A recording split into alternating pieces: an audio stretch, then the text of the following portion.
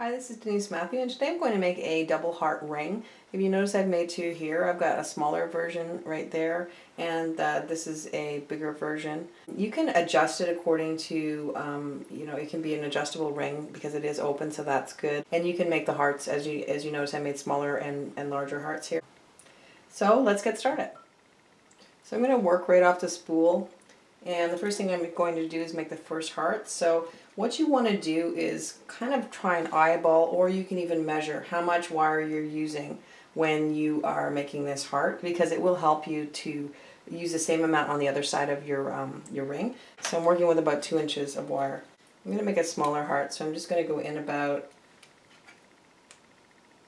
3/4 of an inch. Okay.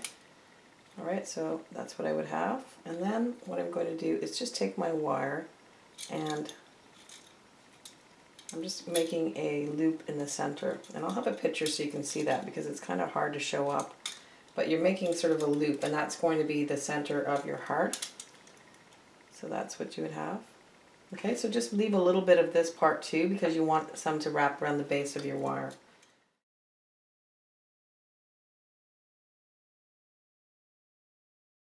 You're just going to start to pull down, and you'll have the other side of your heart, and then just like that. So that would be one side of your heart. Now it's not perfect yet, but that's okay, because we can go back and adjust it if we like.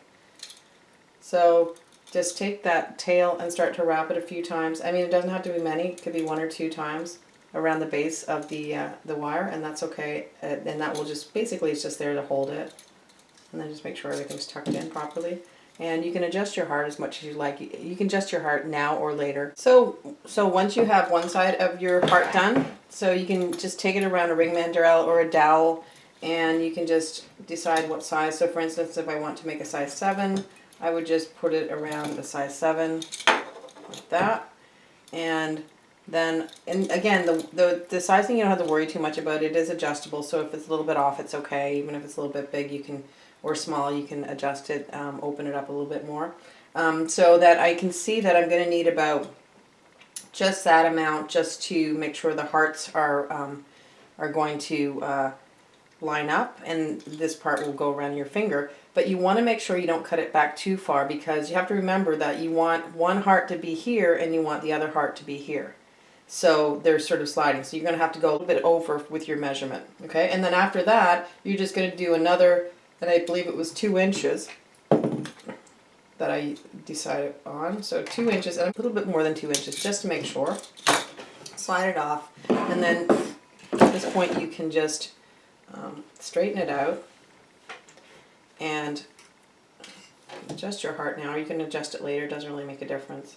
But if you just squeeze on that center piece, that will actually bring your heart into place really well. So now that I have this part, I'm just going to do the exact same thing on the other side. I'm just going to go to the end and go down about, I believe it was about 3/4 of an inch. So you do the exact same thing. You're going to curve it, and then use your pliers to make your loop, or your fingers, whatever you want. And this is what you would have. And again,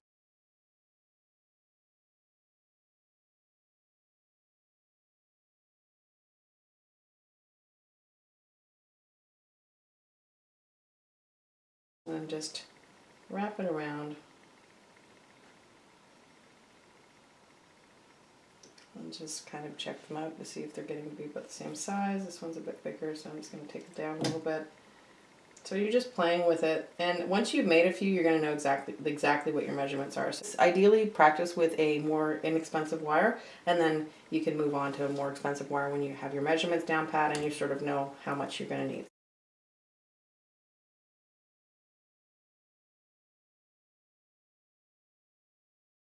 And so I'm just going to go in now. This is where I'm just going to adjust the heart, because you can see it sort of went out of place there. So I'm just moving the loop. I can use my pliers. Now, sometimes the pliers will affect you can notice there's a little bit of denting with the chain nose pliers. You can combat that by putting a bit of tape over your pliers, and that will keep them from damaging your wire. So you could either just shape it around your ring mandrel, or you could, and then you would have your ring, or you could shape it around your finger at this point. Or what I like to do is just to wire harden it so that it stays in place a little bit better. I like to hammer it, and I also just like the texture that it gives. So I'm just going to take my hammer, I'm going to use the flat side of my hammer, I'm going to turn around and use the ball peen part of my hammer to texturize it. Now the thing about hammering is it's not like hammering a nail. When you're hammering jewelry, you're doing a light tapping, not a slamming, okay? And that's just something to keep in mind. And the more you hammer, the better it gets. So you can just hammer the whole ring, or just the parts you want. You can just hammer the hearts, or you could just hammer everything.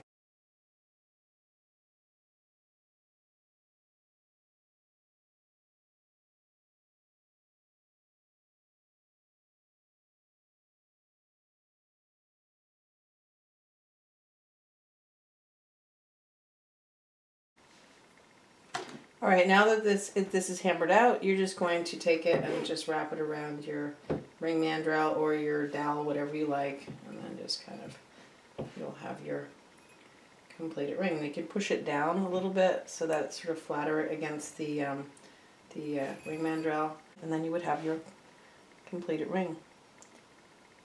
So this concludes the tutorial. I hope you liked it. If you did, please like, share, subscribe, and comment. We'll see you next time. Thanks for coming. Bye for now.